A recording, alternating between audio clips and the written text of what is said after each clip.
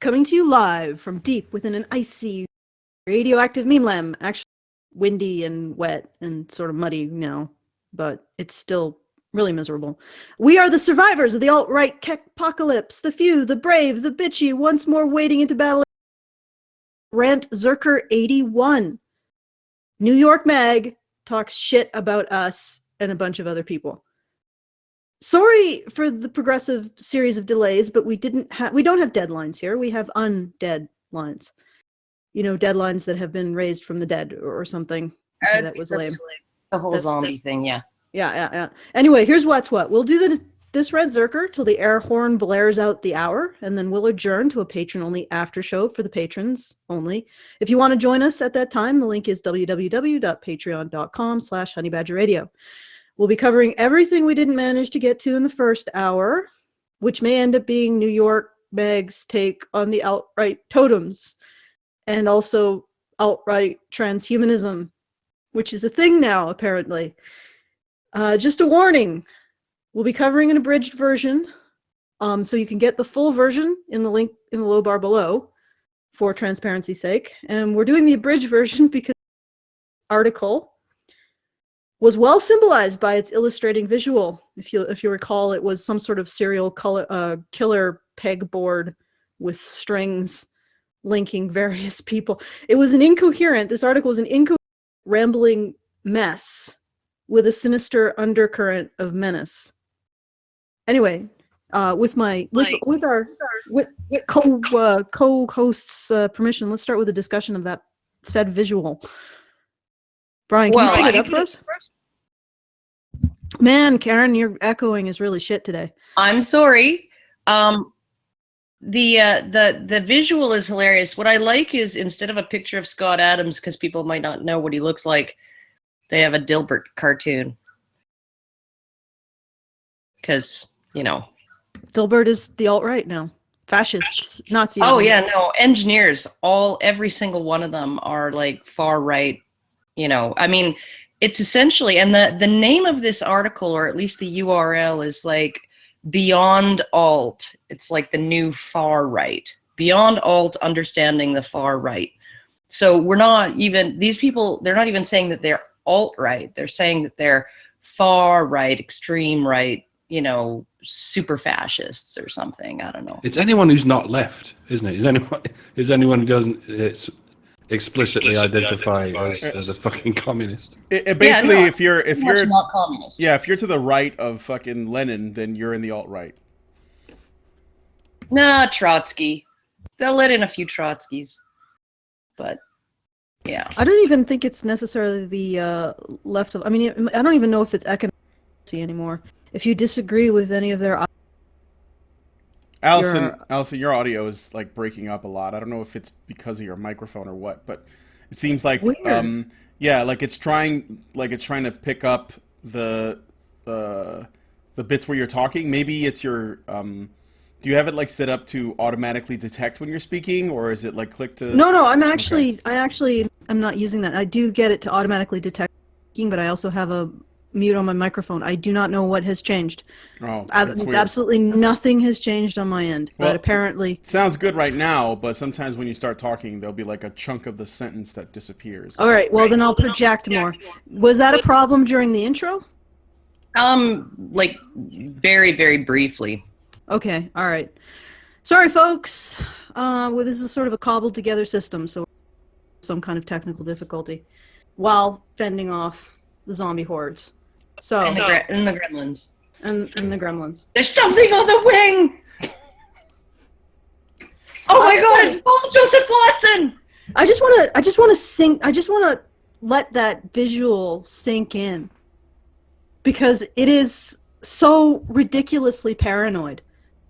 And it really is. It's not even a serial killer investigation pegboard. It's a conspiracy pegboard. It's like, so when you have like an investigator who's like supposed to be figuring out who's the mole in the government, or you know, who's involved in the big conspiracy, or who are the members of all the members of the mafia, and how are they connected, and who are they connected to on the outside, and all of that.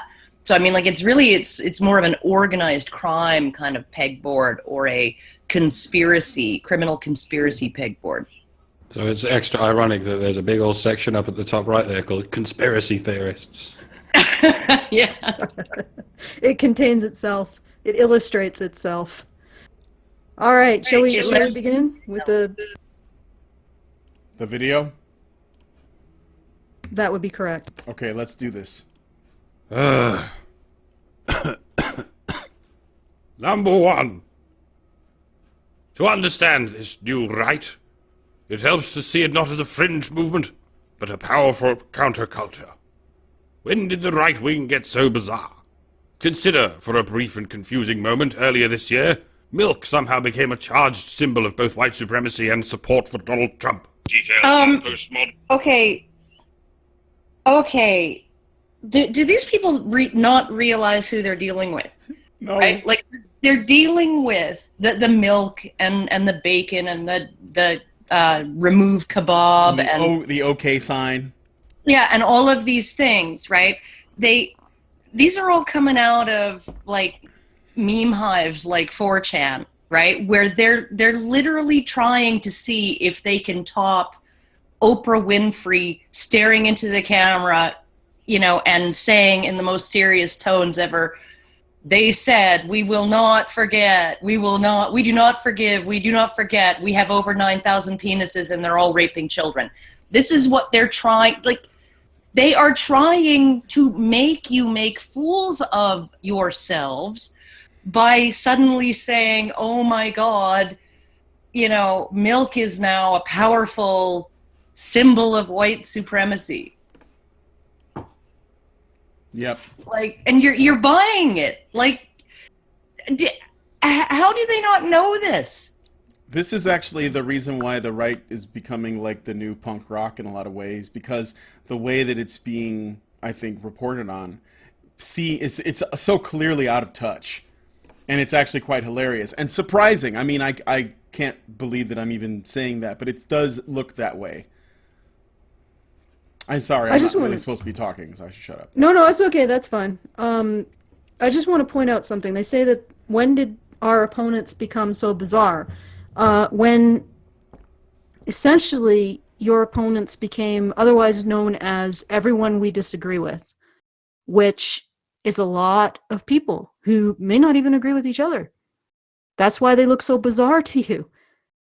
Because I think too, right? Because it really is sort of the 4chan thing. And, like 4chan did, and 4chan-ish people did all kinds of things with right-wing people.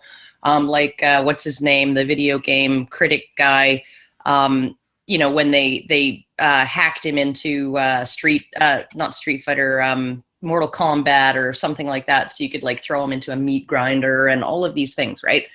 I mean, it's not like they only want to take the piss out of the left.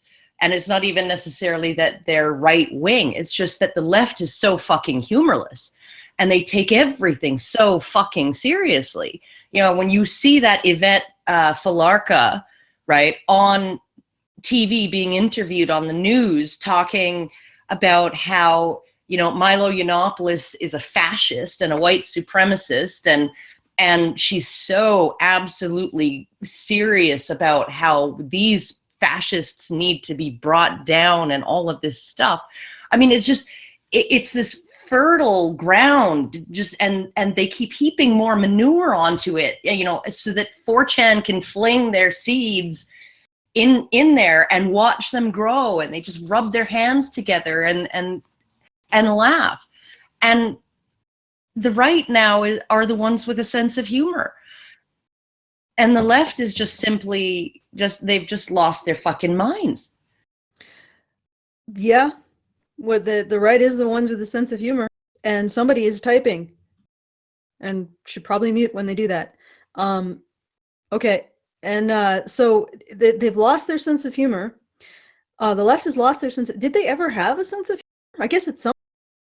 Like 30 years ago, they were on top of the whole sense of humor thing. It's bizarre how quickly this whole thing has flipped.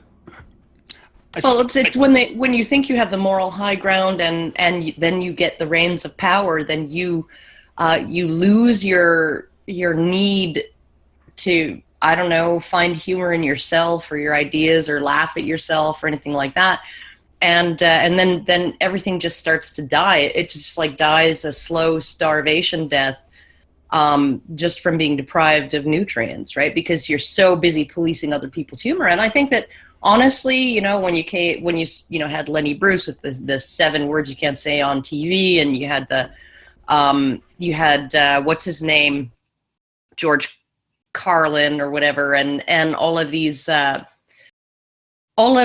of left-wing comedians or left-ish comedians, right, that were very, very tutted about in, you know, polite right-wing circles and disapproved of and all of this stuff, right? You know, I think humor is really the bastion of the underdog, politically anyway. And once you're perceived to be in power, even when you're funny, somehow it doesn't feel as funny because you're coming at it from above, right? So when you're making fun of those who are weaker than you, it's a little different than making fun of those who are above you, right? So essentially, the people who are tasked with upholding the rules have a little difficulty breaking them. And humor breaks rules. Yeah, I think. Well, I don't know if they have difficulty breaking them. I just think that it comes across as arrogant when it's coming from the top down versus from the bottom up. And so even when there's something that's genuinely funny, like I used to laugh at Jon Stewart quite a bit, you know, The Daily Show, but it seemed to me that the most humorous bits, there was the one bit that he did about the IRS scandal, Obama administration ordering the IRS to deny non-charitable status to right-wing organizations, right? And so fucking with your political opponents by abusing institutions of government that you should not be doing, right? And you know, like it was absolutely fucking hilarious because he's like, you know, he sees it on Fox News or something like that there's been accusations of this, and he plays the clip and he's like, oh, come on, you know, just right-wing tinfoil hat, blah, blah, blah, right?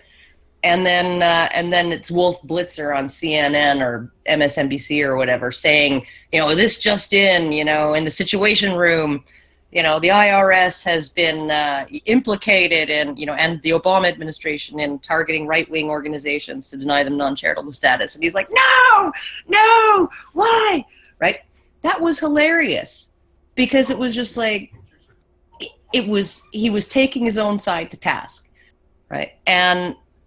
But then when they're on their high horse from their position of moral authority and their position of having most of the reins of the media, and they start beating on those who don't have that platform, it does not come across the same way. Okay. I just want to look at this graphic because it's so incredible. I like that we're, you know, right up with Scott Adams. I actually really appreciate that. Thank you, New York Meg, because I always loved Dilbert. And let's see, we connect off the page to some ambiguous stuff to the left, which I don't know what's supposed to be there. I think nope, those are American flags, so one presumes there might be some fire in the background, but it looks very ominous. So we connect off to some other thing way out there in the subconscious of the New York Mag. And then we also connect to Lana Loktev, a fascist pinup and podcaster who I have never heard of before. And we apparently go over the Nazi furries who, according to the New York Mag, expert journalism, are furries who are Nazis. The Third Reich. That's it. That's in the category basically Nazis, which is a bit like a basic bitch. Not literally Hitler, though. No.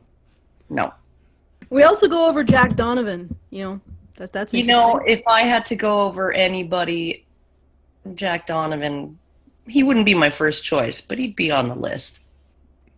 Just saying. What's interesting is that they're probably right. There is ties to white nationalist and even Nazi groups somewhere in here. Not direct. Like we're not.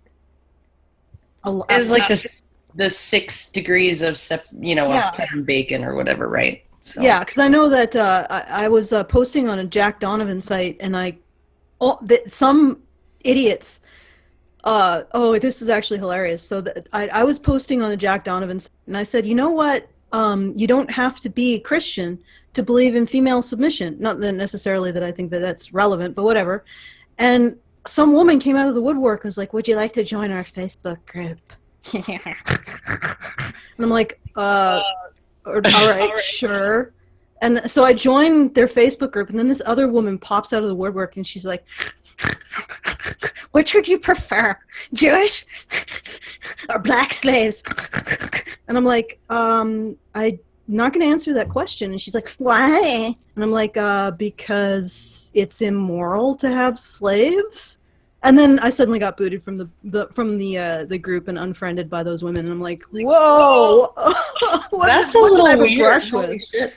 Yeah, isn't it? It's just bizarre. And I know it really is like was it Steven Crowder? He said, like every once in a while you meet a genuine racist and they open their mouth and they say something and you're like, whoa. I thought you guys were like mythical creatures that, yeah, right. I thought, don't you need to get under a troll somewhere, under a bridge somewhere? No. Like a jet. He's like when you actually hear someone saying certain things and they seem very sincere about it, and it's like, I think you have to stand in front of a mirror in the dark and say Hitler did nothing wrong 5 times, and then they will show up. That's and how then they'll appear. The genuine racists appear, yeah. And they bring up the Jew problem. That's how you know. Yeah, but not in the way that Skeptor brings it up. No, the Jew-lemma. Okay, can I just point something out? How is bringing up the Jew problem any different than what they say about minorities complaining about white people are really just the 2-parent staying married going through high school model? The Jew-quation. The Jew equation, yeah. How is it that complaining about the Jews ruling the world is any different than complaining about the white people ruling the world? Because I've never punching up. Well, because but I mean, it's not like there isn't a ton of anti-Israeli sentiment out there on the left. So. But there aren't many Jews. There's only like 16 million on the planet, so it's a bit of a stretch to say they're in charge of anything. And there's a few more white people, so it's less of a stretch. But really, it's Chinese people and Indian people who are running these because they're the majority. So none of that works. But don't leave out the black Israelites because they was Jews, yeah. Okay, but the thing is though is that when you actually look at the demographics and you take sort of a proportional view of, who owns what and who influences things, right? You do find a lot of Jews who own newspaper conglomerates, who own TV stations, and who own freaking banks, and they are overrepresented, and I think that there are reasons for that are perfectly innocent and don't have anything to do with conspiracies and things like that, or some like Zionist desire to take over the globe or anything like that, right? But I actually think there's more of a case to be made in terms of bitching about Jews owning everything and being in charge of everything than whites, because when you actually look at the population of Jews, the size of them, and how much scope that they have, and how much power and money that they have, right? It's extremely disproportionate. So, I actually think that on a statistical basis, there's more of a case to be made that we do have a Jew problem than a white person problem. But I'm not saying that we have either problem, and I don't think that on some levels, on certain levels, I think that it's equally problematic to complain about either one, you know, and how it's unjust that they're in charge and that they own this and that they lead corporations and that they, you know, have representation in the media and that they're politicians and all of this stuff, right? So. Well, I mean, you could say the same thing about Asian representation proportionally, but here's the thing: it's all bullshit. Because guess what? Usually they get it because they earned it. Well, yeah, and when you look at Asian representation, we're talking about you're talking about Asian representation in the top percentiles in North America and in Europe, right? There are all of the percentiles in China, right, and in India, and you know, in Japan. All of the percentiles are represented by Japanese, Chinese, and Indian people there, right? They're not as visible at the top because they're also at the bottom in those places more often, right? And whereas when they come to Western cultures, they tend to do very well, tend to do better than whites in a lot of ways. So yeah. Someone says this will be so quote mined. Really? Yeah. Oh, totally. This is absolutely. We have such a Jew problem. I'm starting to get uncomfortable with this Jew conversation. Jesus Christ. Oh, because I mean, then we're gonna end up talking about solutions, and you know that never works out. Okay, so right, let's. I'm just gonna make a disclaimer for anybody who comes here, quote mined and declared Nazis. I don't believe any of us believe that there is a Jewish problem, an Asian problem, or a white problem, or even a male problem. Actually, come to think of it, we don't believe these things. We don't believe them. Right. Maybe Mike does, but when not you us. tried to fuck with PewDiePie, you just made him more famous. So yeah, fuck the Jews, kill them all. Oh, fucking... Thanks, Mike. Oh my God. Mark Zuckerberg is gonna be all over that one. Now. So can I continue the video? Oh, please do. Yeah, no. Details please, are before we postmodern, leave. absurdist, and ominous, not unlike the forces that brought them about. In January, the actor Shia LaBeouf mounted an art installation designed to protest the president. The next month, neo-Nazis who organized on the message board 4chan crashed the show, where they started chugging from milk jugs because Northern Europeans digest milk well, or because milk is white. In other words, an innocent dairy beverage as old as time has been conscripted as a Donald Trump surrogate on the internet. What? Yet another... Oh yeah, no. It literally, it was probably like the white supremacy, white power OK symbol, right? Hand sign, right? It was probably some 4chan dude who suggested that milk is whites are superior because we are not lactose intolerant, right? That means we are more evolved, according to them, right? If you wanna get into the nitty gritty of more evolved, bacteria are actually more evolved than we are because they've gone through more generational cycles of improving their DNA. But so apparently, somebody decided to spread this idea that the ability to drink milk without farting and having cramps makes whites superior, and so then people just ran with it because it was funny, and then they showed up in front of Shia LaBeouf's "He Will Not Divide Us" camera installation.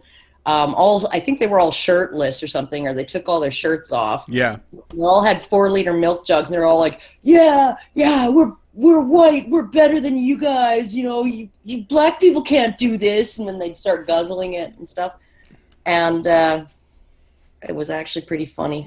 Okay, but, so we've done like 1/25 of this. Yep. That's okay. We can come back to it next week. No, we're not coming back to this dog vomit. No, we should. Mike read the damn thing for 25 minutes. That's right. We should. But essentially, it's just another one of those over 9,000 penises, and they're all raping children. And I mean, they keep managing to metaphorically convince Oprah Winfrey to fall for it. Right? How did we get on this thing? Like, it's not even an issue of our politics, which, you know, incidentally, New York Mag, you can't pin us on our politics. Actually, because we're across the board. Actually, Allison, I think the image is pretty self-explanatory in terms of how we got on it. The person who put this together is a nut job, and this is how they. Because I mean, they're just connecting things like Nazi furries. Really, really. I mean, the person in this article says that Lana Lotkeff, who we're supposedly connected to, she is a white nationalist from Sweden, and they describe Sweden as like a hotbed of like far right, racist, nationalist, like that's like the fucking home base of it. And if we know, and if you know what's going on in Sweden, did you hear about this? There's no way that that's happening there. But this person is crazy. Verifiable. There is a very underground right wing in Sweden. They have blogs that probably aren't monetized hella billing and but it doesn't come out of nowhere. I mean, there's probably a really good reason why there is this counter movement going on, and it has to be illegal. It's illegal to be against immigration and shit. You're not allowed to say that shit in public in Sweden and stuff like that. Yeah, so of course there's a counter movement. It's not even just it's illegal to be a speak out against immigration. It's illegal to criticize immigration policy, right? Because they can twist anything that you say when you're criticizing immigration policy as being against immigration. And so, I mean, like, they're tightening things so they're nailing them down so tight that there has to be some kind of counter movement. And I mean, and everybody says, well, but why does it have to be so extreme? And it's like, I always use this metaphor of, okay, you got a big boat, it's going to capsize because everybody's standing in the stern, right? You don't yell, hey, 5 of you, run to the middle. All right. Shall we? Yes. It was yet another message board in-joke, freighted with political meaning, suddenly in the news. But weirdness, perhaps, is what happens when a movement grows very quickly and without any strong ideological direction, from a disciplined party, from traditional institutions like churches and chambers of Congress, from anything more organized than the insurrectionist internet. Insurrectionist internet. That's really telling. Just don't continue. I just wanted to know that. Yeah. I want to draw attention to something that was said here because this might be relevant later. I don't really know. He says that this is a movement that has grown quickly and without any ideological, I guess, following, like no true focus. Yeah, no consistency, right. So obviously this shows that they don't really know that the reason why it doesn't follow any consistency is because you're lumping shit into it that doesn't actually apply. So of course it looks ridiculous. But it's like some of these people are right wing and some of them seem centrist. It's bizarre, but we know they're all right wings. How is this possible? Exactly. Not just right wing, far right. Yeah. Here in America, in trying to describe our brand of the reactionary wave currently tsunamiing the entire developed world, we've leaned on the term alt-right, which had been coined by white supremacists. Richard Spencer, the most press-hungry of that group, takes credit for it. For much of last year, the term was often used as a shorthand for racists but young, which is helpful as far as it goes, but the full reality is much more complicated. The alt-right, or the new right, if we prefer to sound more like Tom Wolfe than Kurt Cobain, or the radical right to properly acknowledge its break from mainstream conservatism, is a coalition comprised of movements like neo-reaction, certain standards, certain strands of libertarianism, tech triumphalism, and even the extreme populist wing of the Republican Party, all share with Spencer's white ethno-nativism, the ideals of isolationism, protectionism, and nationalism, a closed nation-state. Along the way, the coalition swept up men's rights advocates and... Should I stop? Oh, God. Were we swept up? The whole... Okay. I just want to make a comment. The idea of closed nation states. No, not closed. Just, that it's like they're saying, if I have a fence around my yard with a gate in it, right, I am anti-neighbor. Even if I invite my neighbors in all the time, even if I invite one of them to stay with me for 2 months when their house is damaged by a fire. I'm still anti-neighbor because I have that fence there. Because it is my right to decide who comes onto my property. Like, just anybody, right? If your borders aren't completely open, right, you are an isolationist. Yeah, duh. if you And they say exercise we're the any right. extremists. They say we're the extremists. This is what really fucks me up. They are saying we want the most extreme form of open borders. Let everybody in. Don't even check their ID, right? Just let them come in. Anybody who wants, right? Don't even just take all the border guards off. Why even have border checks? Why even require a passport to cross in, right? Why even do that? And they are taking the extreme position, and we're going like, okay, well, we could have like some fences and a wall with some doors in it for people to get in legally, and they can apply, and and then they go through a process, and just like in the old days, and just like most countries do these days still, and they're calling us the extremists. Because they can. All right. Next section. Anti-Semites and cruel, angry teenagers and conspiracy theorists. And a few fiendishly clever far-right websites and harassing hashtags, and even a U.S. congressman or two, not to mention the White House. What? Oh, well, because Trump apparently is also far-right. Alt-right, right? Which is also radical right or far-right. Yes. Even though it's not. And it's also Nazism. There are congressmen out there who actually get along with Trump, right? And therefore they are, also far right, and like they're infiltrating everything. Moving on. Yep, and we got swept up in it. It's not that you guys shoved them in the same oubliette you shoved us, and then we just ended up hanging out together, not necessarily because we agreed to that with each other, but because you shoved us into the same fucking jail cell. No. It's because we always deserve to belong in that jail cell. I see how this works. It's convenient for them. Well, I know, and it's not because it couldn't, like, men's rights activists swept up in the alt-right. Well, it couldn't possibly be because for the last 40 years the left has completely dismissed, minimized, and suppressed men's issues, and the only ones who were even willing to give us a hearing over the last 10 years have been the right. I mean, Dr. Helen Smith, I didn't see her on a whole lot of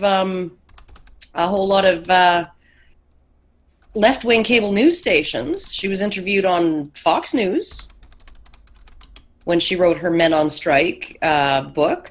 Right? Like, I don't tend to see most of us being interviewed by left-wing news organizations. We end up on frickin' conservative talk radio and stuff like that. So it's like, if they're the only people who are willing to talk to us and get our message out, then it's not like we have much choice.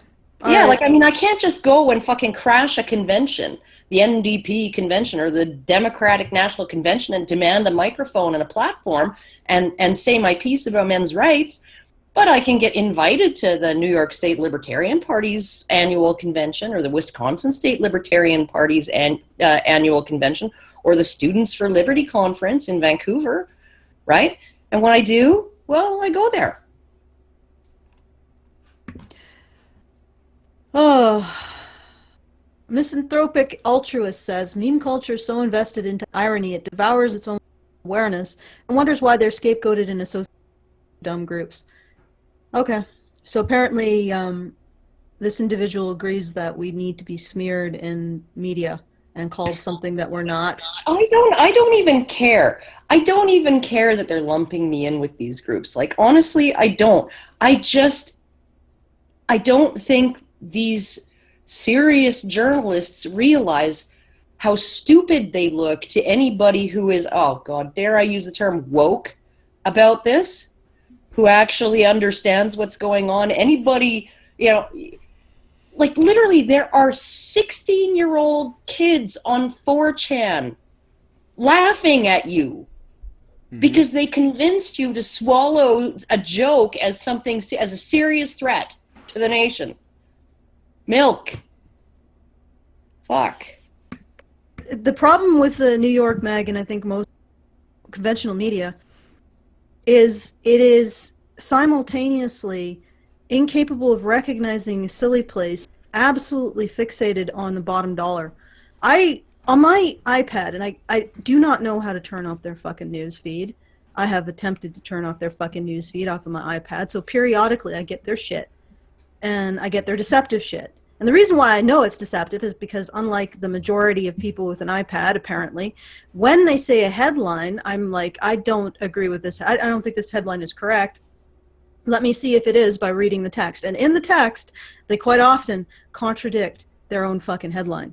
And I'm like, this is incredibly deceptive. And so I'm like, I'm looking at this news feed, and there was this astounding article about these two parents who experienced the death of their newborn child, and they had a clickbait title of this article. I'm like looking at this, and I'm like, how can anyone read this shit and believe these people? At this point, it's beyond just journalistic ethics. It's now they're pissing and shitting all over human decency. The title of the article was something, "You'll be astounded by the real reason," or their child died, but the real reason astounded them. I'm like, what? How did that ever become something that astounded, huh? Yeah, like that. These 3 foods can make you lose so much belly fat. You'll be astounded. Mm-hmm. Yeah, pretty much. And they're doing it with a dead infant. I'm like, at this point, I don't care who you are. I mean, let's set aside journalistic ethics. Let's say I like a rug. Okay, let's set all that aside. They don't have enough human decency to recognize when their clickbait has gone way too far. I'm not, like, Poll, they'd do something like that, but they would understand that they had violated a boundary. People are listening to these news outlets that do not understand when they violate boundaries. They don't understand the concept of human decency. Yeah, making black jokes about horrific things is one thing, but a person who makes that black joke isn't exploiting the tragedy for money, isn't actually violating a bound of human decency. They're using it to, they actually are reinforcing it, because they're saying this is where the boundary lies. The humor in this is that I am addressing, or I'm putting something comically not awful next to something that is awful. And the only way that the humor exists in that is when we recognize that that thing is awful. But this is not recognizing how fucking awful it is to lose a child. This is using it to make money. Mm-hmm.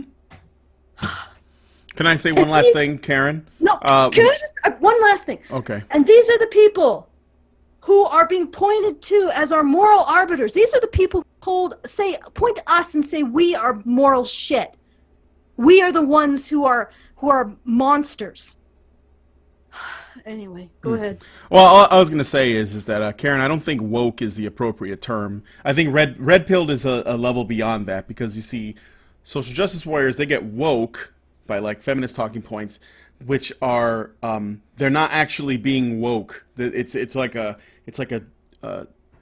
just not, it doesn't go deep enough, you know what I'm saying? They're being brainwashed or something. Yeah, that's what woke is. That's like, that's actually going in the opposite direction. That's why you hear it coming from that side. But you see, when you're red-pilled, you know that woke is like, that's nothing. You know, that's just, it's bullshit. So, but I mean, also though, red-pilled people are also woke, but they're woke to the bullshit of being woke. That's basically what it is. You get it? Okay. Okay, that's very meta. It's like Inception. Yeah. I did want to say, Wokeception.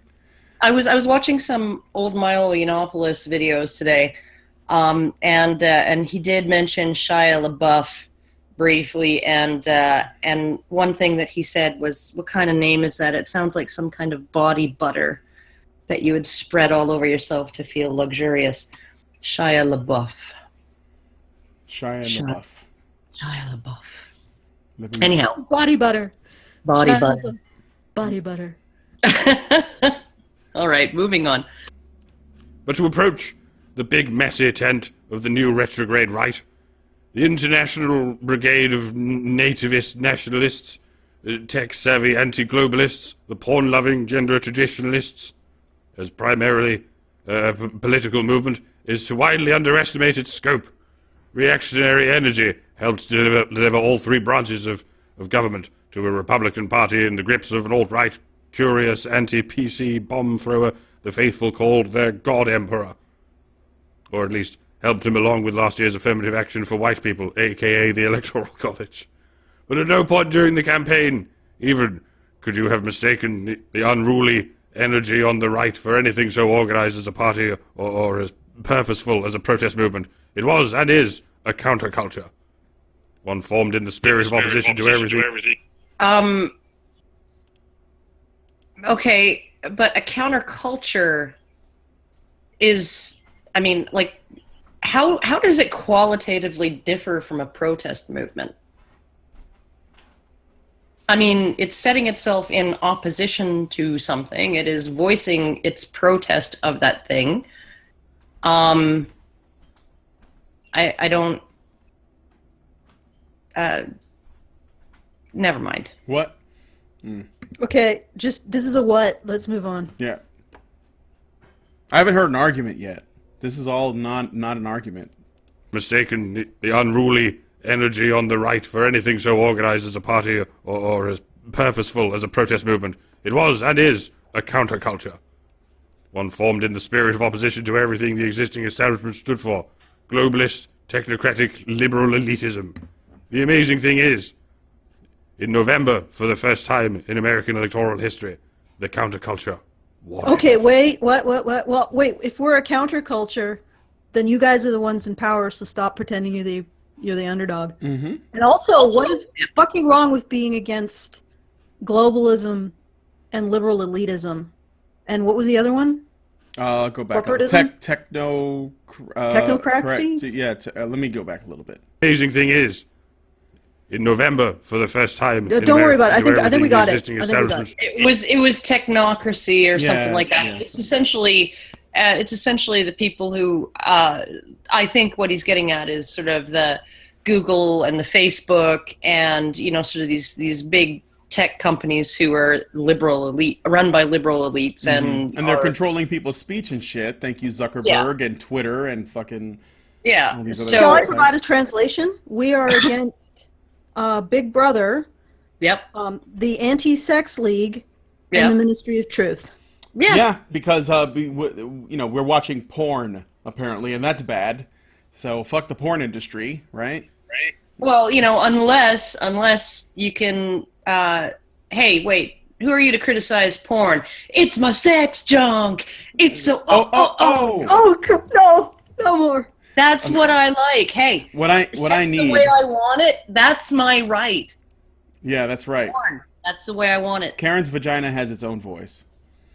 It does, and It's it says it wants metaphorical. more porn. I think I prefer the article. Shall we? Yes. Stood for globalist, technocratic, liberal elitism. The amazing thing is, in November, for the first time in American electoral history, the counterculture won everything. This didn't happen out of nowhere. The new reactionary spider web is just as much of a referendum on our world as the Obama coalition was. This still young century's most potent political movements have been about reckoning with the rapid progress of the last one. In the Obama surge, there was contained the hopeful notion that the changes had been good, that they were not an end in themselves, but merely the beginning of something even greater and brighter still to come. And in this far-right movement, There is instead a backlash to those same changes and those same symbols, to a black president, to a woman candidate, but also to the idea that diversity and inclusiveness and the other major social movements of the 20th Okay, century. this fucking asshole. Okay, I'm sorry, but a lot of people who voted for Obama both times ended up voting for Donald Trump. So don't tell me it's all about racism. And don't tell me it's all about sexism and, it's just inconceivable to, vote for a woman candidate when Marine Le Pen is being slandered by exactly you people. And none of you are saying, oh, you just don't want to vote for a woman candidate, right? Yeah, no, none of you are. You have reasons why you don't like her. And frankly, Margaret Thatcher was an awesome woman. Whether you agreed with her politics or not, she was fucking awesome, right? She kicked ass in the frickin' House of Commons during question period. She was a badass, right? And none of y'all liked her. I did. Fuck you. Okay, can I point something out? Isn't this the side that developed the term Obama Bros? No, The it was ones- Bernie Bros. Bernie No, Bros. no, yeah. they have Obama Bros now. Because there are Democrats who voted for Obama who did not vote for Hillary Clinton. Climmery. Clinton. Sorry. Wow, that's Glittery Hinton. Are you talking about her sex junk? It's so, Ah! Stop it! Presuming that Hillary Clinton has sex junk. Okay, you know what? You guys, I'm Okay, gonna they have to call us reboot my anti-Semites. speaking device now. They literally called Donald Trump an anti-Semite, right? He was defending Bernie. He was like, what the fuck? There's something going on here because I see him, winning and winning and winning and winning, and yet he's getting further and further behind. Like, I don't get it. How are they crunching these numbers? What the fuck is going on? He's being swindled out of the victory that he deserves, right? And somehow he's an anti-Semite, right? And we're against women when I don't know about you, but I'm not really far right in my politics. No, But there are some things, some very, very important issues going on in France right now that if I was living in France, I'd be voting Marine Le Pen.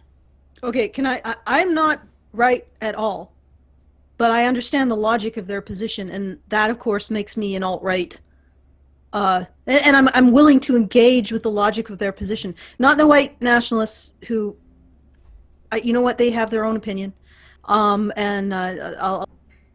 But I can understand the position of the right, and I can engage with it on its logical and intellectually sound level. And because I'm willing to do that, I am part of the alt-right.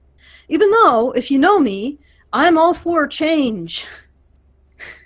I love the idea of things becoming different or better. I'm not necessarily about the absolute necessity of conserving the history, the historical institutions. I think if they need to evolve, they should. But at the same time, because I recognize that there is some wisdom in the conservative position, that makes me an alt-righter.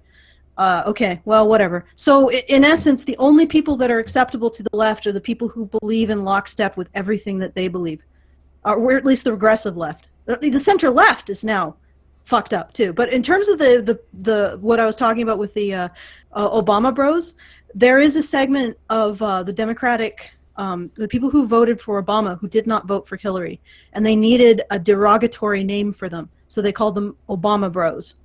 So Obama Bros, I guess, if you voted for Obama but you didn't vote for Hillary, even if you didn't vote for Trump, welcome to our jail cell. It gets more and more bizarre every single fucking purge of the regressive left. And then they look at their jail cell like, all of these people in our jail cell, they're all so varied. It's bizarre. So bizarre. So bizarre. They just don't seem to really have a cohesive ideology, right? That links them together. Well, no, duh. You shoved us all into this box and slapped a sticker on it. Like, we didn't climb in it. Oh, man. We have a super chat. Clockwork Owl writes, these people claiming shit is worse than ever, saying we were on the brisk of a utopian future. Fuck off. Choose something to be wrong about. Okay.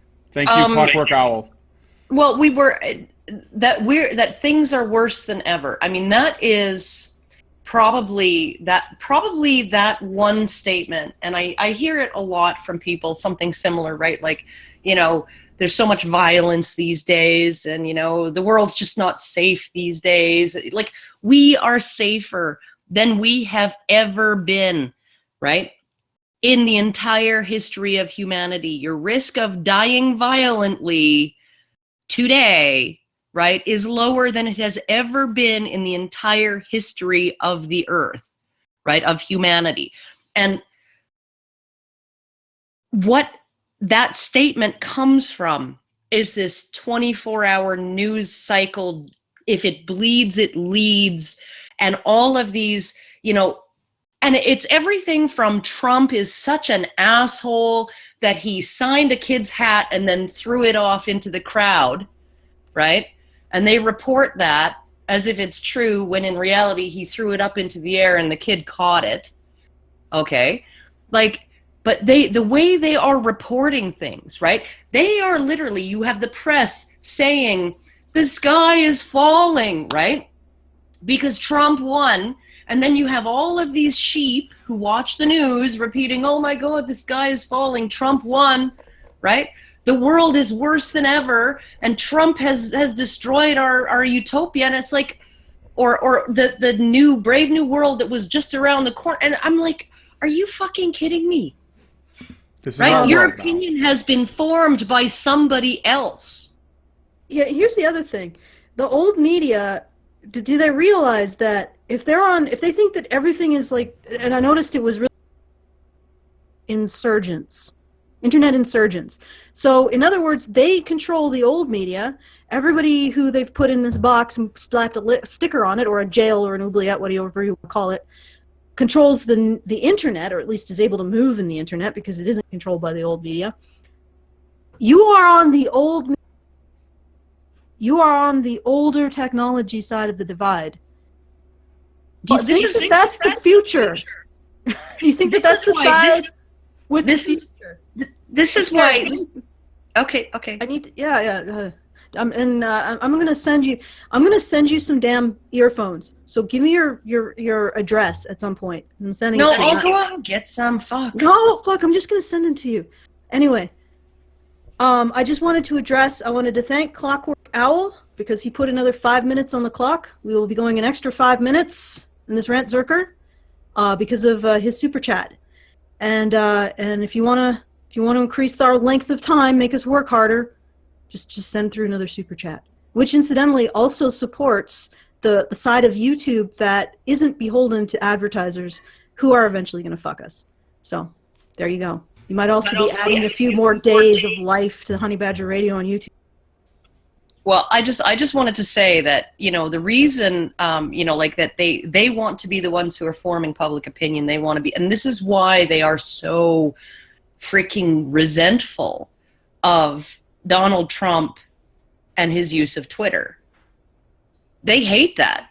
And this is why he uses it so much, is because it allows him to speak directly to people without having to go through the media, without his words being twisted, and yes, his words can be twisted in the news, his tweets can be twisted, but you go and you read the tweet, you're getting his words, right, in full. And they really don't like that. And I mean, I seem to recall there being some talk by Twitter about how it would not be inconceivable to ban the POTUS's Twitter account. That would be something that they will consider if it becomes necessary. Well, they do it because the very very fake news. It's sad, just sad. Excellent. Jabba View sent us $2. Oh. $2 we can apply to frickin' Karen earphones. There you go. We got next time I'm on an Air Canada flight, I'll buy another pair. Now we just need to get postage and handling taken care of. All right, shall I continue? Yes. To a black president, to a woman candidate, but also to the idea that diversity and inclusiveness and the other major social movements of the 20th century even represent progress at all, rather than its inverse. To many on the radicalized right, Social progress is a zero-sum game in which minority groups and women have been winning at the expense of the previous kings of the castle. First of all, decouple minority groups and... Allison, you're breaking up again. Fuck, I got it. Can you hear Women me are now? not a minority group. Fuck off with that shit. Somebody needs a new microphone. Okay, I don't need... This is a perfectly... So, am I good now? Yeah, you sound all right. All right, so I need a new microphone. Great. I guess I dropped this one too many times. What I was going to say is they need to decouple minorities and women. Minorities, they mean minorities insofar as problems can be processed and applied to white women as white women issues. Mm-hmm. They don't mean this in terms of actual minority. You're breaking up again. Was Emmett Till being lynched a white woman's problem? No, it was caused by a white woman. So decouple women and minorities. All right. It wasn't just caused by a white woman. It was caused by a white woman and the privileged position of white women in the social strata. Right? Because if she was just a white woman who pointed a finger and white women did not inhabit a certain position in the social strata, he would not have been lynched. If it was, if white women didn't occupy that space in society, right, that space of privilege where they were sexually untouchable and they embodied the moral purity of a society and were seen as, and were pedestalized, right? So if none of those things, none of those sort of perceptions of white women and ways of thinking about them and ways of treating them, if none of those things applied, it wouldn't have mattered if she'd pointed the finger at Emmett Till, right? Because he wouldn't have been lynched for it. He was lynched for touching a white woman, right? And it wouldn't have mattered if she, had pointed the finger at him or someone had overheard it or whatever, right? Her delicate sensibilities were offended as a white woman, right? And if white women were not pedestalized the way they were back then it would not have been such an offense. Well, and if it was a white man against a black woman, it wouldn't have happened. I just want to add in that Moisey Salazar just gave a donation of $5, which extends our show again by 5 more minutes, which means 12 more minutes, but then we started a little late. So if my calculations are correct, we should be ending right now, as of right now, we should be ending at 4:20, which is perfect. Unless somebody fucks it up and adds more money. Yeah, we're going to be ending in about 15. Oh. No, that's about 4:20. Jay Jabajev. Blaze it. 3 more. 3 more gigs 5. Get a new mic. So now we have 15. So it's going to be 1 hour plus 15, and we are at 58 minutes. So we got another 17 minutes to go. All right, let's continue with the codger. Moreover, other forces are ransacking the castle too, namely technology, globalization, and financialization. Yet how they believe one should actually go about addressing those problems can be difficult to pass, especially when the complaints are often filtered through 140 characters of unprintable vitriol and hate. So what follows Twitter here sucks. Mm-hmm. Is an attempt to really reckon with the alt-right and its fellow travellers, to organise and catalogue influences, philosopher kings and shit-posting foot soldiers, to track the movement's history, its future, and the story of how the modern internet made it possible, to study its grievances, its media savvy, its symbols, its heroes and villains, its president and its critics of the president, its billionaire supporters, and the underemployed message board-dwelling advocates who serve as its creative engine. The movement is not a monolith. Wow, they sound powerful, and yet completely disorganized. like that stupid... Where are the billionaire supporters, please? Yeah. Donald Trump. I could use a mic that I haven't dropped 3 times. Yeah. I'm waiting for my check. Yeah, exactly. Where are our dividends? It would be nice if he rubbed a little appreciation, my way. Did I say rub? Huh. Never mind. I think you hit a Soros spot. Okay, moving on. President, its billionaire supporters, and the underemployed message board dwelling advocates who serve as its creative engine. The movement is not a monolith, though it would also never be mistaken for a rainbow coalition. And part of what we're focused on is just how the various wings work together in concert. Wait, why wouldn't it be mistaken for a rainbow coalition? Because the Rainbow Coalition, a Rainbow Coalition is people with all the same ideas but different skin color or different sexual orientations or whatever. But they all think the same, right? So all identical inside. They just have different skin tones. Exteriors. And then Yeah, and those- they have different priorities, So- right? But wait, listen. Oh, shit. Someone just gave us 50 pounds. Now we have to convert that and do an extra hour. Oh my God, really? Oh, yes. I hear- Oh, no, I no, think- stop it. Okay, stop okay. it. You know Okay, what? I You know what regret you guys this. can do? You know what you guys can do?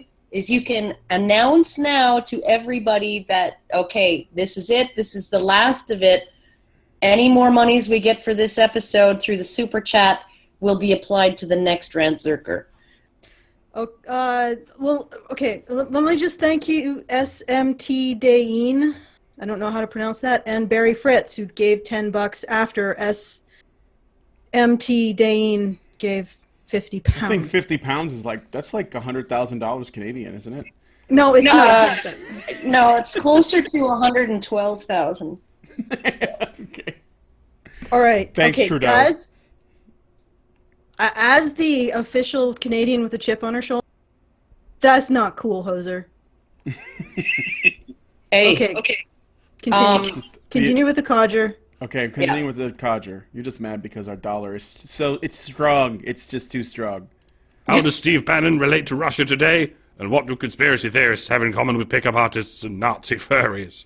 How do memes like milk become weaponized? And just when did 4chan get political? How do its beliefs... oh my God, What? memes like milk become weaponized when a joke on the part of a bunch of shit posters, right, gets picked up by left-wing media and turned into something serious. Shamak14 gave us $5 and writes, "This author puts Alex Jones' conspiracies to shame." Oh God, like, cause, you know, like one thing I have to say about this article so far, okay, is it's as boring as fuck. I mean, the only thing that's making it even remotely tolerable is the little bits of dramatic flair that Codger puts in here and there. The day in November when they won it all, or whatever, right? You know, like that's the only thing that makes it even remotely interesting, right? And all the rest of it, for all of his word play and, you know, freaking long sentences and shit, right? It's just boring. It is. I mean, I actually, conspiracy theory should make you interested. yeah, exactly. That's one of the reasons why they're so compelling. This doesn't even have a real story to it. It's just like a bunch of journalists came together and ate each other's vomit and then vomited it up again. You know, Well, and then mutually masturbated. and I'm the one who had to edit this. Originally, it was 13,000 words, and this is down to 3,000 is what I got, and I couldn't get it down any further. This was just endless verbal diarrhea. Okay, let's finish this off, and just so you know, if we do actually, there will be more for the patrons because of the sheer amount of fucking verbal diarrhea that this contained. Okay. Okay. get amplified into the larger culture. For all its theoretical anti-modernity, the alt-right is a uniquely modern movement, after all, enabled in reach by the connective tools of the social internet, and by the clever use of the sort of irony that every young American raised on TV and memes recognizes as our pop culture lingua franca. It's an irony they've used as armor, too. If you take them seriously, they'll claim you missed the joke. But of course, by treating them as a joke, you can miss their importance. And there's so many of us who planned for our November the 9th, 2016 around a certain Hillary Clinton win did. In some ways, it's easy to define the movement. What? The salt is real. They play. Seriously? What's the bit that you take issue with? Well, okay, they planned to spend. They planned for Hillary to win. Oh yeah. It just seems so fucking lame somehow. Kevin So Graves deeply. gave us $2 Canadian. That's like 5 cents or something. Oh, for fuck. No, it's about 130. 3.5 cents actually. And you guys don't even have pennies we've actually anymore. gone to the point where we have half cents now. Yeah. Yeah. Okay, this is I am now sort of regretting having made this offer. Mm-hmm. A little bit. This is a little bit. I didn't foresee. No, because now you're going to be stuck here for the next 14 hours straight. Yeah, No peeing for you and your walnut bladder. I can imagine. Like they would probably our audience would probably delight. They'd have sheer joy to just keep adding time on the clock until we all just perished. Well, I mean, honestly, I don't know. I could do it if I had to, but I can't imagine anybody wanting to listen to talk for that long. Oh, Jesus Christ. Well, you know what? We are like a bunch of women, and oh yeah, that's right. Brian and Mike are now women. Everybody, listening, Brian and Mike are now women. They're women. Otherwise, we're not famous. Well, you shouldn't have presumed my gender to begin with, anyway. No, Brian. The Honey Badger Radio or Honey Badger Brigade is a group of women. That's right. So you guys and their are name's women. up in lights next to Dilbert, so I've got to identify as a woman if I want to Yeah. be up there next to Dilbert. Sure. I'm Alice. I'm Alice from Dilbert. Right. Oh, I think I want to be Alice too. Urge to Kill Rising. The triangle-headed woman? Yes. Yeah, the one who always wants to punch people. Well, that's because her head looks like the Illuminati. Confirmed. Confirmed. Yeah. Well, actually, because of the success of this, maybe I'll try it out for our. And then we'll just do like an epic stream. Mm-hmm. And we'll just keep going and going and going and going.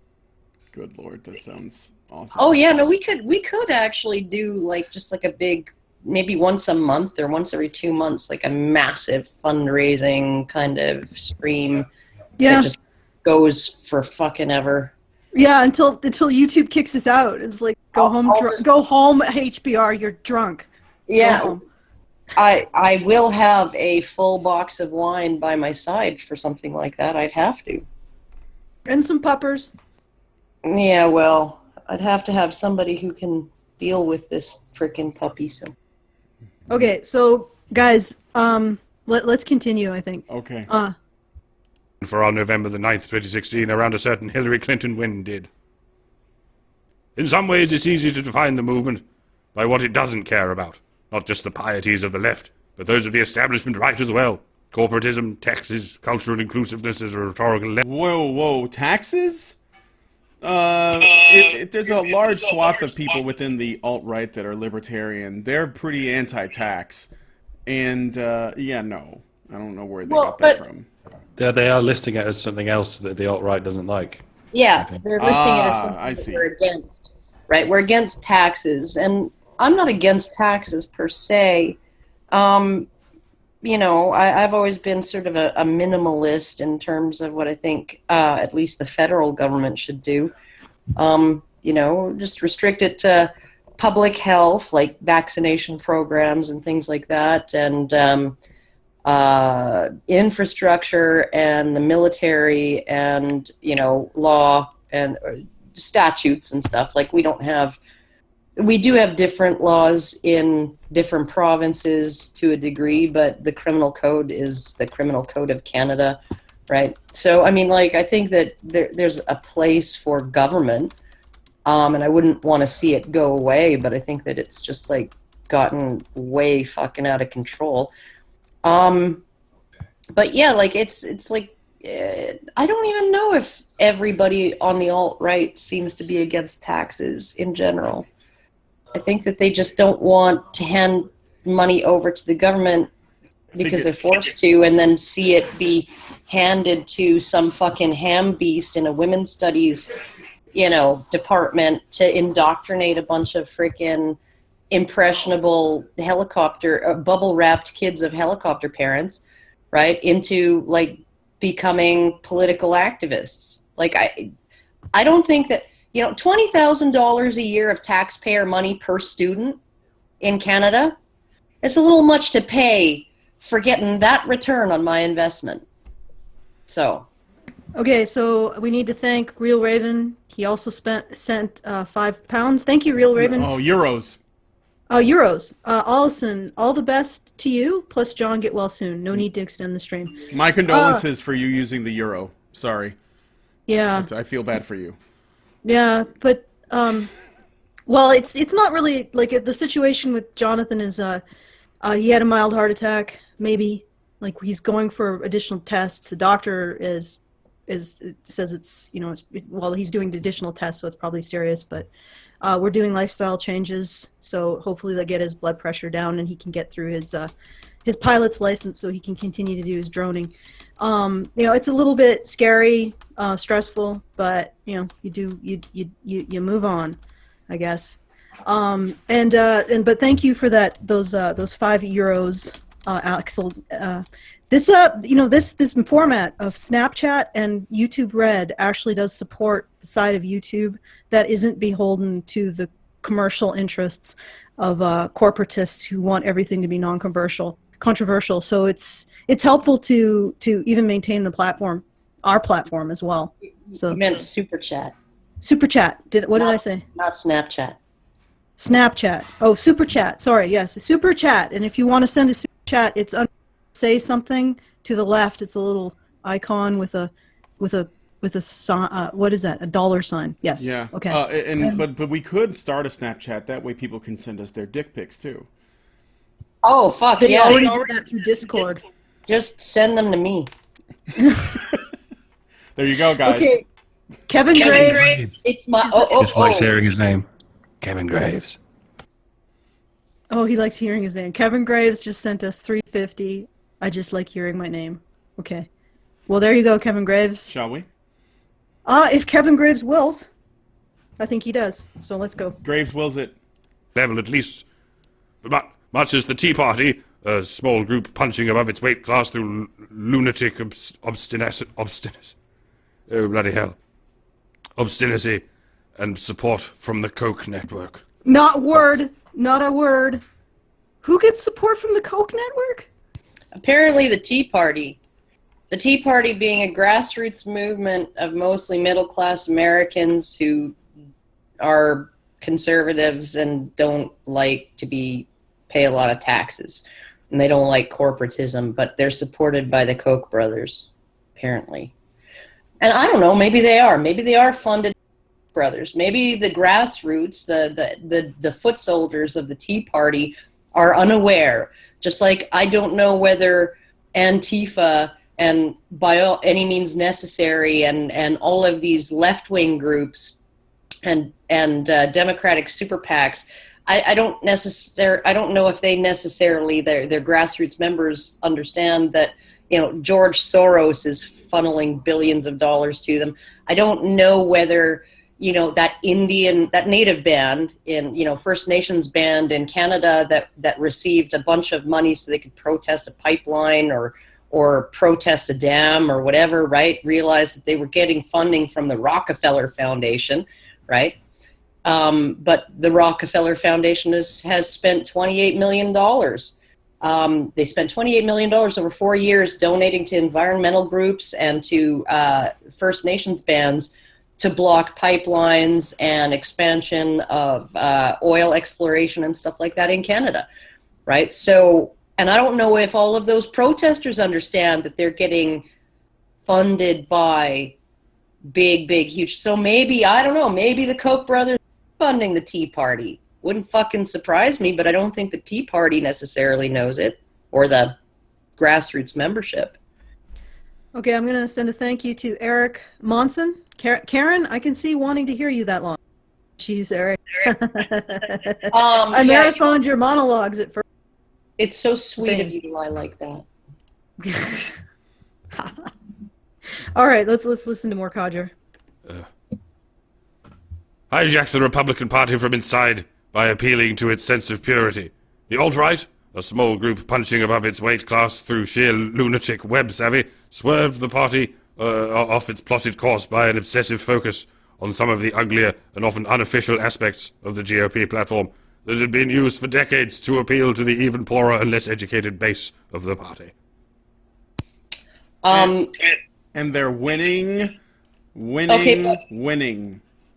Okay, but the poorer and less educated base of the party, isn't that like classist and ableist to imply that just because you're poor and you only have a high school education, that you aren't capable of making good decisions? Like, wasn't that the justification for poll taxes and literacy tests at the ballot box, in order to get your right to vote, so that they could keep the Irish and the darkies from the mix and the darkies from voting without actually coming right out and saying we don't want the mix and darkies voting, right?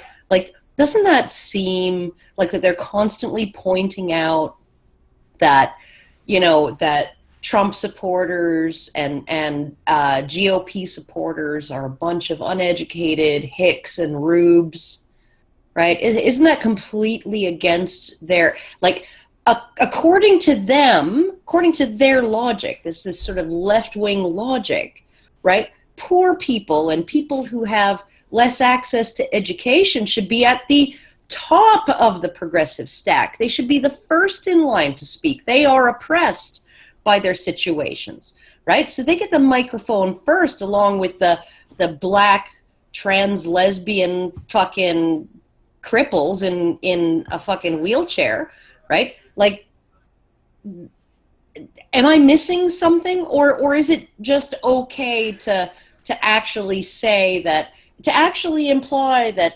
there are some people who are too uneducated and too stupid to be trusted with the franchise, right?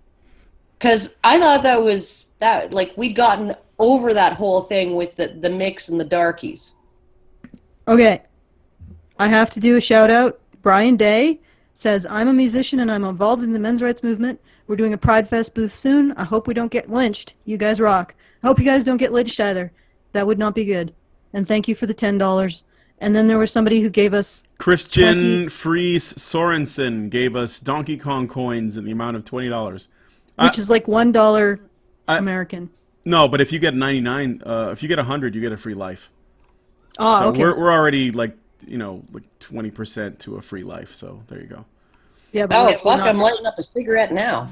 There you go. Oh wait, Karen's going to use all those free lives. Sorry? I said you're going to use all the free lives.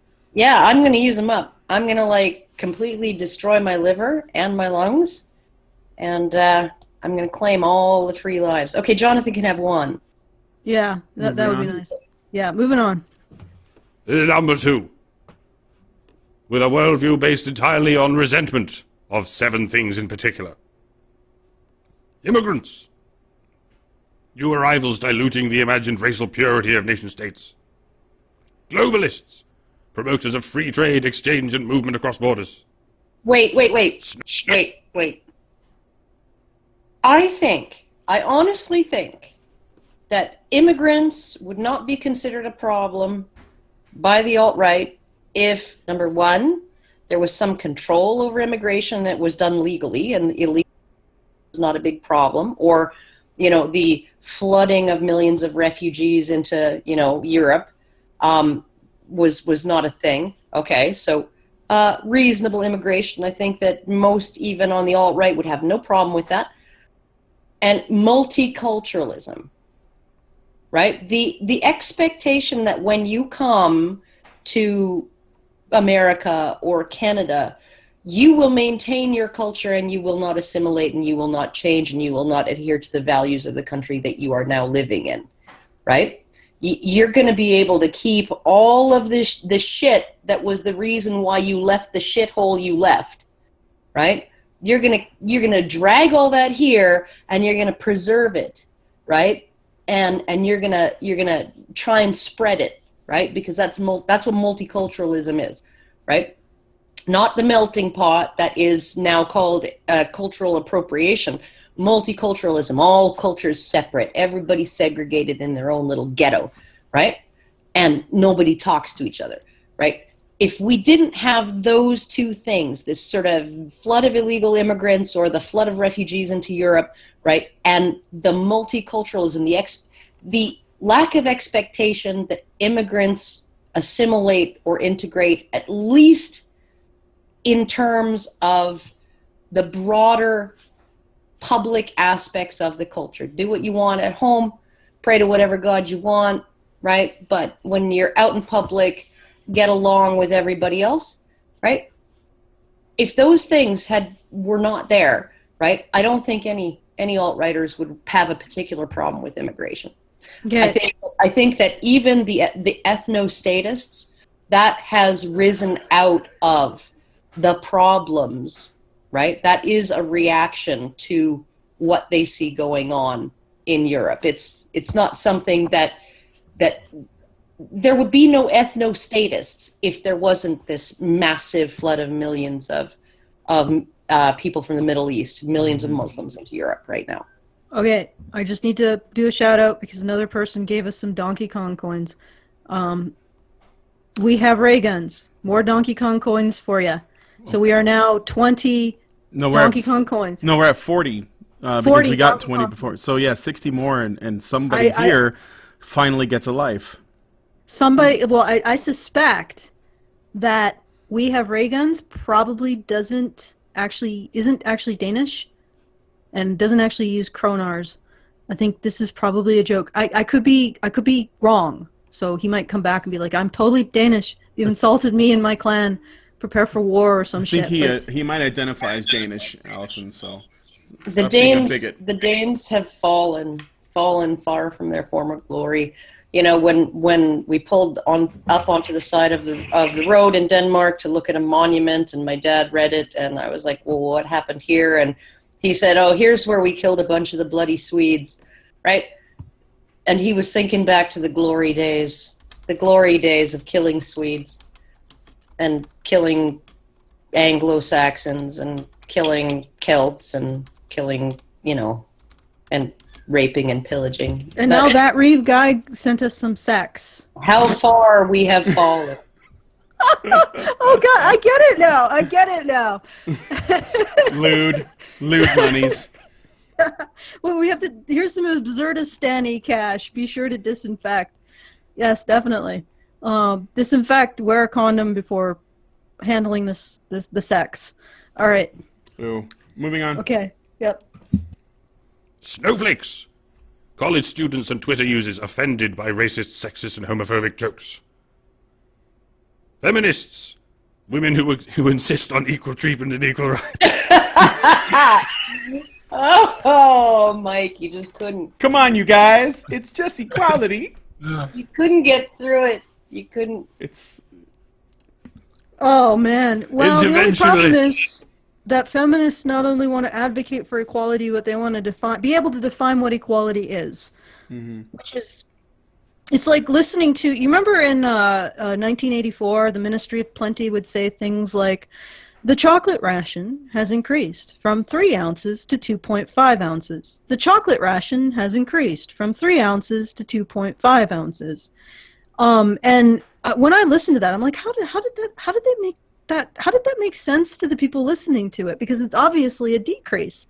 And then after having observed how much feminists see anything that a feminist does automatically is equality, I realized that in the logic of 1984 and in the logic of feminism, the Ministry of Plenty, every time the Ministry of Plenty says something increases, it increased. It doesn't matter that it increased from 3 ounces to 2.5 ounces, which is a decrease by any logical measure. As soon as the Ministry of Plenty says, no, that is an increase, you have to see it as an increase, and people see it as an increase because the Ministry of Plenty has said it. So if the Ministry of Feminism says women's rights have increased from 3 ounces to 2.5 ounces, women who follow feminism will see it as an increase. So we have a body, a political body, that no matter what they do is seen as adding to equality. Now, in the situation for men, obviously it's shit because they don't even measure the side for men. But literally, they could reduce women's rights, and because they have this huge following of women who call themselves feminists, who see everything that feminists do as equal to equality. You can't criticize and say, hey, that's not equality. They could literally strip women of their rights, put them in burqas and harems, and that would be feminism. Just like the Ministry of Plenty saying 3 ounces of chocolate is an increase over 2.5 ounces of chocolate, and everybody was like, oh yeah, that is an increase. Whatever feminism does is equality. I just want to say, just apropos of nothing, my new puppy just came and laid down next to me, and then she just let off the worst fucking fart ever. And now I'm getting to enjoy it. We'll consider that the banana, and we will continue. Please do. Women who insist on equal treatment and equal rights. Interventionists, bleeding hearts, disturbing the sovereignty of foreign states. Journalists, clueless, out-of-touch, hopelessly liberal media. Journalists, in scare quotes. Elites, the rich puppet masters of a decadent West. Number 3. I've lost track. Is that us? Of which? No, I don't think so. No, I'm totally elite, rich, wealthy, yeah. Okay, Lucier Farluc. Oh, Jesus Christ, why do you guys do this to me? Luca Far. Yeah. Lucia Ferrul. Lucia Ferrul? Yeah, you guys sing the OOO song again. That's worth $15 I sent. Happy face. Extremely happy. Squeezy eyes. It's my all right. It's so Stop. Joey Jojo sent us $5 strong dollars. Here's some money. Thanks for helping men. I don't know why I did the voice, but Joey Jojo, come back. The stream has descended into 100% silly place. How much more should we do? I think we're on the hook for probably something like 6 hours now.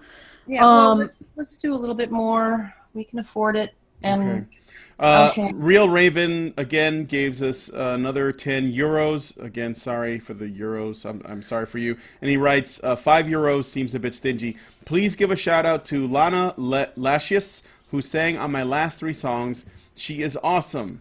Quote, Shia LaBeouf on Frog Watch is the new Kekistani hymn, Chatelet. Well, in Chatelet to you too, Real Raven 2000. Okay. But does Shia LaBeouf body butter? Is it frog friendly? No, does it turn? I wonder if we could frog's fabulous. I wonder if we could actually make a Shia LaBeouf body butter and like sell it. Or we could call it Shia LaButter. Do you think these things will be like Shia LaButter body buff? Okay, someone is asking me to say their name, and it's Jay Jabba-Jeff. Not Joey Jojo Junior Shabadoo. Jay Jabba. He says he's slept with some smoking hot Dutch women. Well, congratulations, high five, Jay Jabba-Dev. All right. Well, you know what? Luciferalaru is maybe a Romanian name, but they need better names. Okay, moving on. The movement's new vanguard is teenage shitlords. The world is their message board now. Pepe, the main mascot. Praise Keck. Okay, wait. Last year. Could you put up a no? I know you have these fucking meme flash things that you're subliminally. I don't know what you're talking about. Programming. You're subliminally programming us with your extreme alt right white nationalist ideology, Brian. I know that, and you're doing it with these fucking memes you keep flashing up. So flash up a PP. I already did. I don't know what you're. Yeah, I already did that. But Oh, I'm on laggy. the Okay, never mind. website itself, there is a very well done painting of Pepe, and I'm showing that off right now. It's very well done. Like, I mean, they did chiaroscuro shading and everything on this one. That I'm actually is looking at it. It's rarest Pepe. luscious. Yeah, it is, isn't it? It's luscious. It Like should it's be a in a luscious museum. Pepe. I think it should be in a museum. And you know what? Maybe one day it will be. I don't know what the world's gonna look like in 50 years, but memes are king. So So you think that one day a sort of wristy frog with red lips will be the hero that everybody needs? I have not no idea. necessarily. it's impossible to necessarily predict. You know what I think? You know what I think? I think that no matter how history remembers us, it's not gonna be like any, 50 years from now, 100 years from now. It's not gonna look like any other kind of history, Mhm. right? Other counterculture movements, right, took themselves so seriously, and I don't know whether there's ever been anything like this. No. So The world's gonna be so weird in 50 years because all these kids on the internet right now using memes and everything, they're gonna be adults with kids of their own. That's what I'm saying. Like, and the thing is, with the internet, everything that you share, every picture you put up of all the awkward years you went through and all of your weird phases and everything you ever said is there. It's there forever. And I don't well, know. and I think that might be why this younger generation is so willing to actually, because they're looking at the old yearbook photo of that freckled skinny dude with the braces, right, or that 80s chick with the hairspray Aquanet hair with the big fan or in the front. Ermagerd girl, right? Yeah. I got books. And they're looking at that and they're saying to themselves,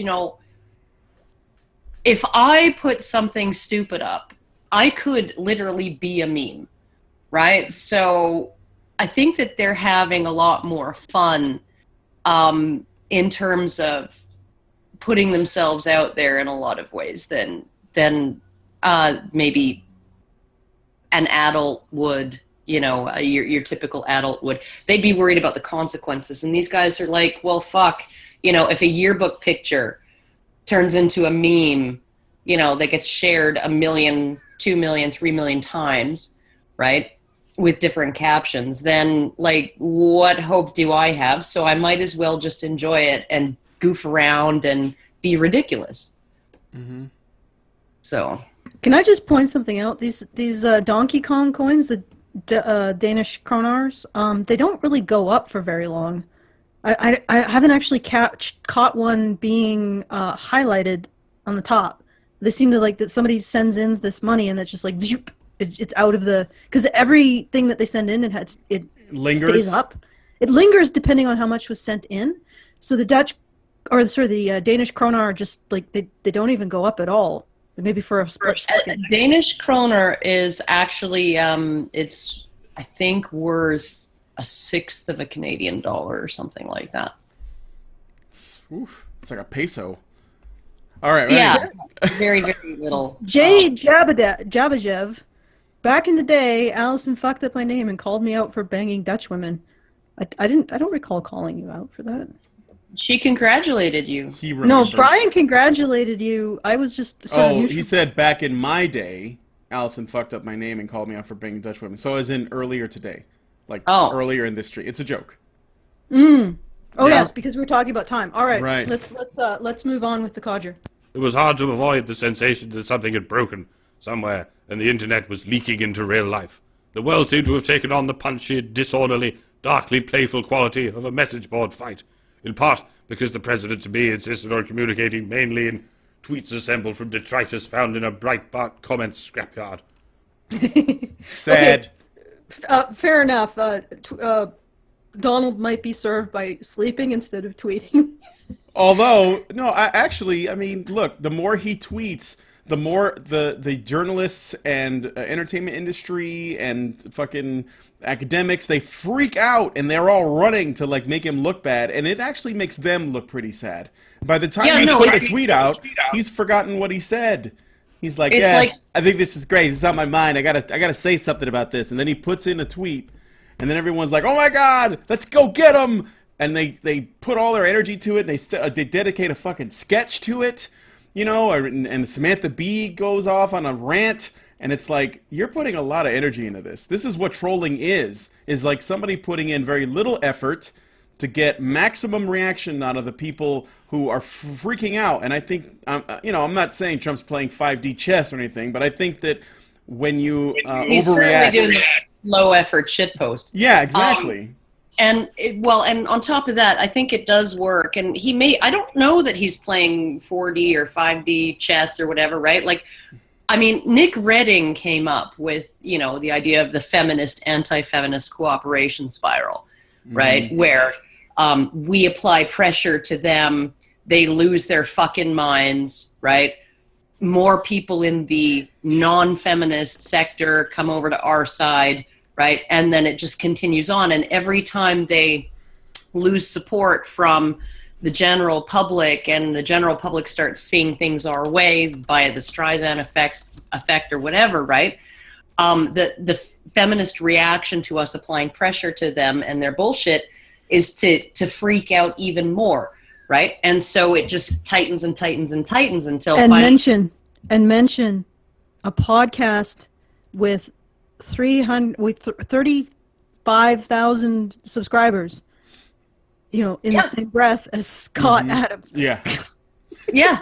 That's awesome. I know. It's freaking weird. And it's just like, really, really, like, we're that important. Mm-hmm. I'm okay with that. I'll apply it to my ego. So that I'll rub it around like some shea. So that Reeve guy. Yeah, beef butter. That Reeve guy sent us 100 more sex, so we have more sex. More sex than most, which is actually $1.50 Canadian. No, it's $1.50 Canadian and about $11.30 in the US dollar. So, $11? Yeah, that can't be. No, it's 11. I looked into it. It's Swedish krona. 100 of those is equal to $11.30. You guys are giving us an education in monetary amounts around the world. And Carl English has also sent in another €5. I think that Brian will give his condolences to you, Carl. Yeah. Oh man. But I find it very interesting that we're getting that the Swedish dollar is sex, because they need to have more of that over there. So we're getting a lot of sex. We're getting a lot of their sex. Well, the Swedes went this really weird way with sex, right? They went this really, really permissive and bizarre way, including starting these weird kind of child-only kibbutzes where essentially there was, adult supervision only in the sense of, adults being there in case somebody got hurt, but the children did whatever they would. So you'd have 4-year-olds who were sort of simulating sex with each other and playing doctor, and it was just, but they were just like, oh, we just have to leave. It was this whole embracing of, I guess, the Bill Nye thing, right? With the, the ice cream cone orgy and the, like the Swedes went through all of this, like, in the 1970s and 80s, right? And now they're like super fucking Puritan. Like they're the new Victorians, right? So, and everything is rape. So, I mean, like the Swedes are fucking weird. I'm just going to tell you that. They need more sex, but it's not like, I think it's because it's a reaction to the fucking bizarre sociological experiments that they were fucking doing 30 years ago. It was fucking weird. Somebody has designed a currency for Keck. I just want to point something out that Brian originally had the idea of the internet currency. I did.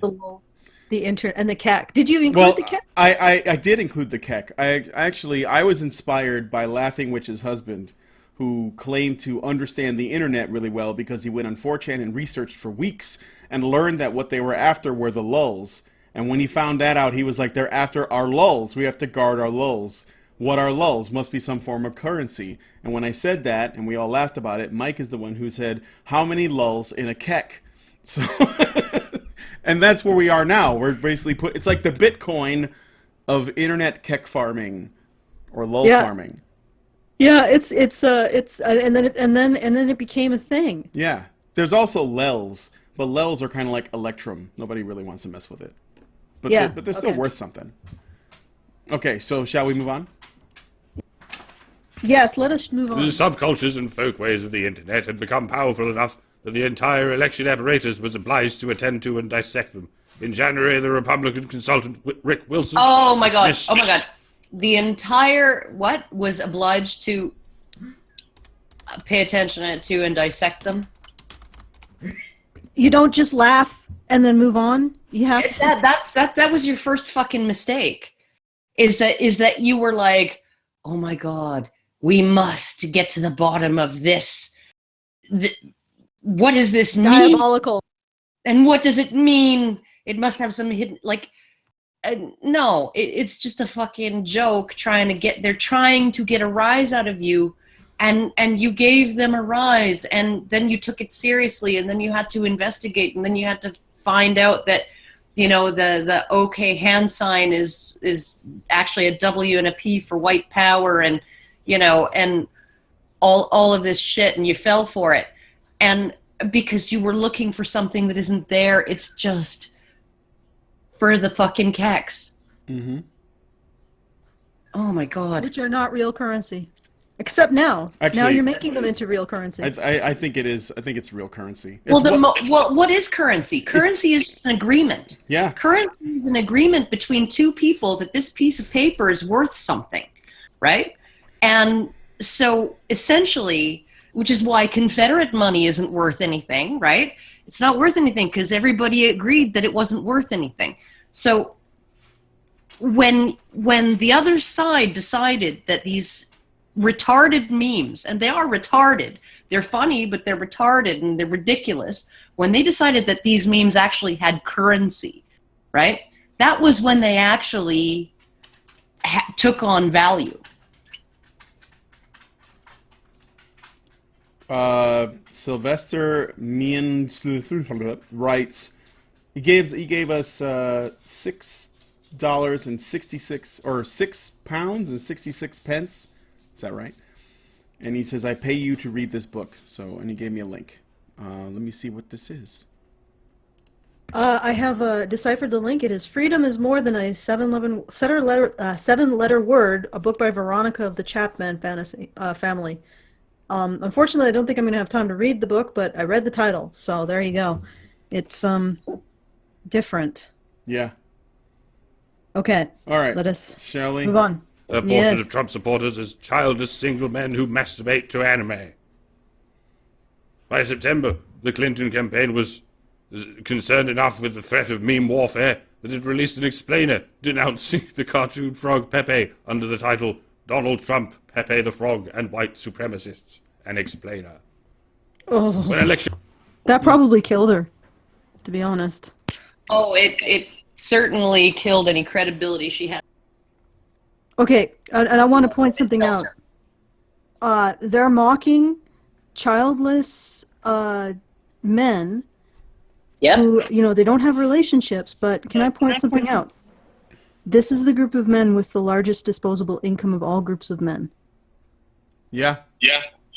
Of course, because they don't have women and kids to pay for. And it's just, honestly, like they are going out of their way to alien, because it doesn't matter how smart, because, hey, we set it up this way when we allowed the mix and darkies to vote, okay? And yes, you can quote mine me, okay? When we got rid of the literacy tests, when we got rid of the poll taxes, when we got rid of all of these things that meant that you have to be of this class and this educated and this smart to vote, right? You just have to be 18 to vote, right? When we did that, we made the dumbest person's vote as valuable as the smartest person's vote, right? It has the exact same weight. And so when they go out of their way, right, to alienate single men with disposable income, right, who like video games, dudes who like My Little Pony, all of these they go out of their way to, as stupid people. And, honestly, there are stupid people who are aware that they're not that bright, right? And they still go along with their lives and are productive members of society, and they're just like, well, I'm not that smart. Okay, well, there are ways that I can find to contribute to society and ways that I can find happiness in my life and contentment, right? And that is wonderful, right? But apparently now the mere act of those people voting is just an affront to these elitist snobs, right? People who maybe graduated high school but didn't go on to college, right? Oh, well, those we can criticize their political beliefs and decisions, right? Because they are beneath us, right? So they're literally saying all of these people are beneath the rest of us, and we're hovering over and above them, right? And it's like, when did the ethic of the left, because the whole point of the left was that we are all equal, all have equal human value, and we all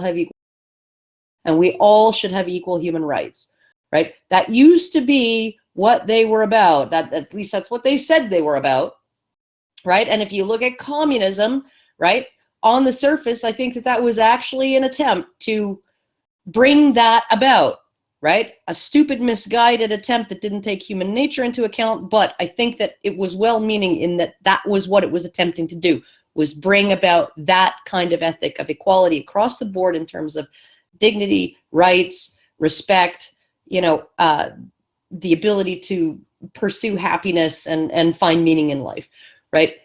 And now these people are essentially saying, anyone who isn't university educated and like anyone who isn't smart like us, they're all just scum, and we resent the fact that they vote. We resent the fact that they have the right to vote because they ruined everything by electing Donald Trump. And it's like they don't even hear how classist that is, right? And how much like, I don't know, like the arguments of the British Parliament during the Chartist movement, right? That sounds, right, that we can't trust these urban working class men to vote because they'll vote for things that aren't good for the country, right? Like, really?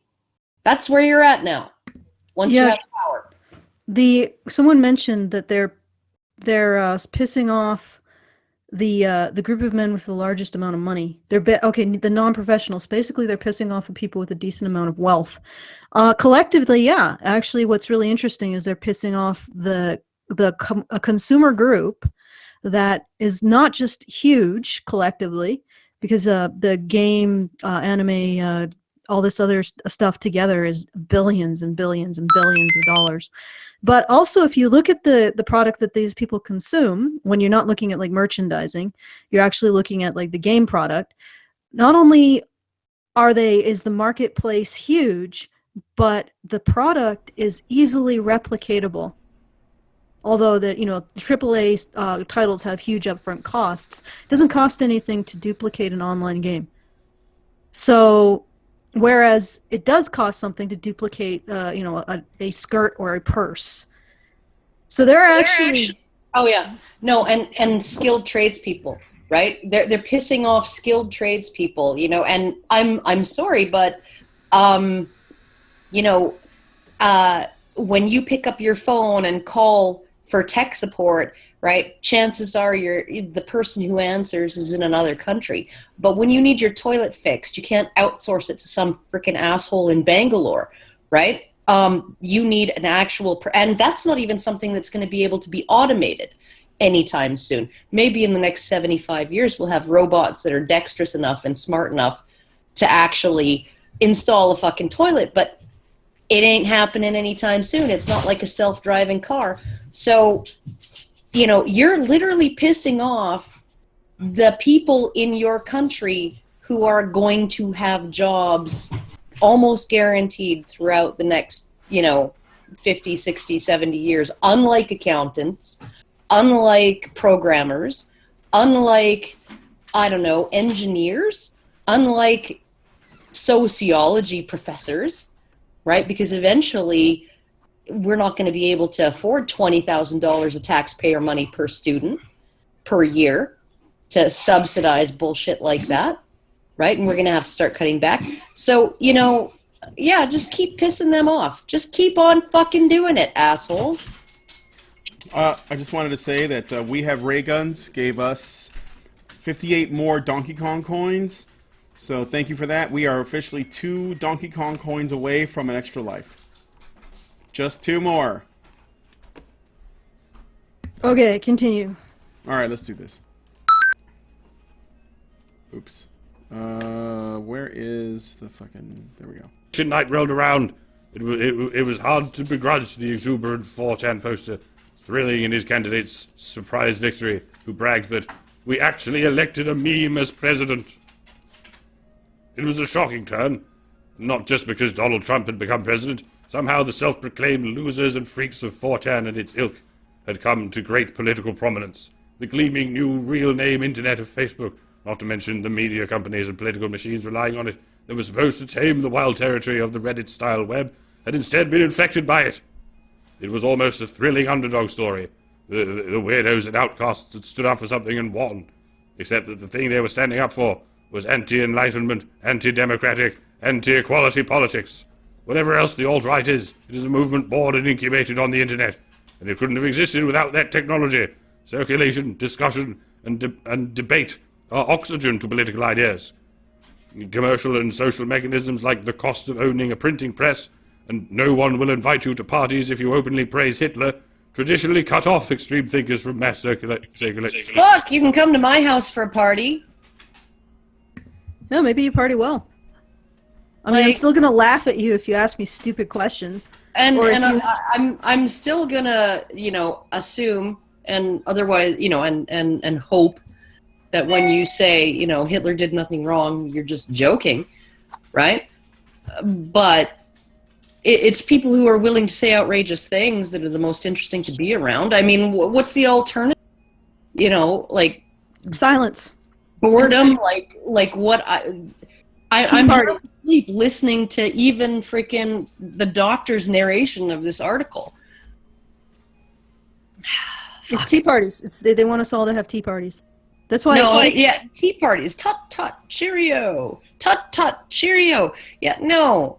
I want to hear interesting things. I want to laugh and shocking, and not laugh like titter behind my hand. I want to fucking belly laugh.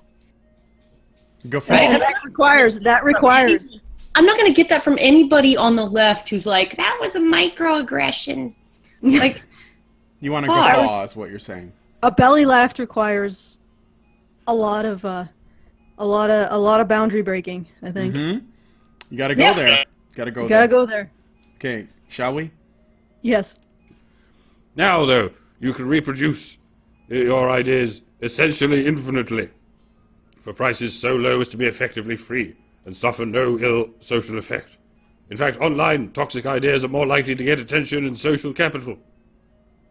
Plus, thanks to programmatic ad networks, real capital that goes along with attention. And there is a literal army of dissatisfied, disenchanted, mostly male young adults ripe for radicalization. The internet is host to what the writer and programmer David... Oh my god. Radicalization into what? You've just said repeatedly that there is no coherent ideology behind any of this. So what belief system are these young men being radicalized into? Like, okay, maybe the KKK 100 more fucking members out of the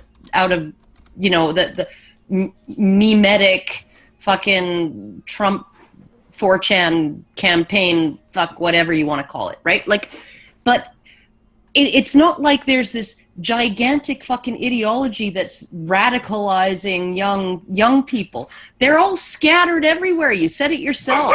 How can you radicalize somebody into something that's incoherent? You can. They said so. Because everybody that disagrees with them is the same thing, even though they're very bizarre and don't agree with each other. Because reasons. And also, don't you see the string, Karen? Is that not enough for you? The string actually, it's quite demonstrative. It's a persuasive argument, the string. It's an argument. Totally. Our back calls the first wide-scale collective gathering of those who are alienated, voiceless, and just plain unsocialized. Seeking freedom from the disappointments of the physical world in places where social interaction is decoupled from material and emotional signals they don't understand or have access to.